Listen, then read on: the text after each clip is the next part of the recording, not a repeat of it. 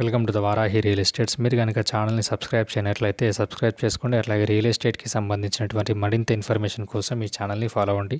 ఇప్పుడు మనం చూస్తున్నటువంటి ఈ ల్యాండ్ వచ్చేసి వర్గల్లోని బొర్రెగూడెం అనేటువంటి విలేజ్ దగ్గరలో ఉన్నటువంటి ల్యాండ్ ఇది.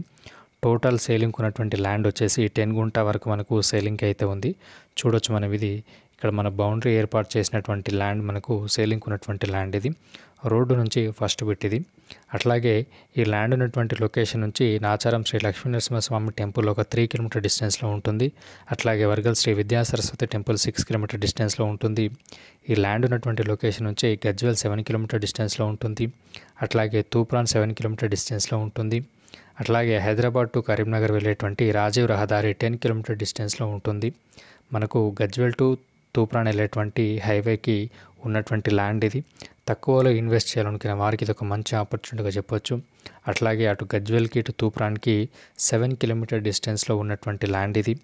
అట్లాగే చుట్టూ కూడా మనకు డెవలపింగ్ ఏరియా అనేది ఉంది. కాబట్టి మీకు కనుక ఈ ల్యాండ్ ఇంట్రెస్ట్ ఉన్నట్లయితే డిస్క్రిప్షన్లో ఇచ్చినటువంటి నెంబర్ని కాంటాక్ట్ అయినట్లయితే ప్రాపర్ డాక్యుమెంట్స్ మరిన్ని వివరాలు తెలియజేయడం జరుగుతుంది. Thank you for watching this video.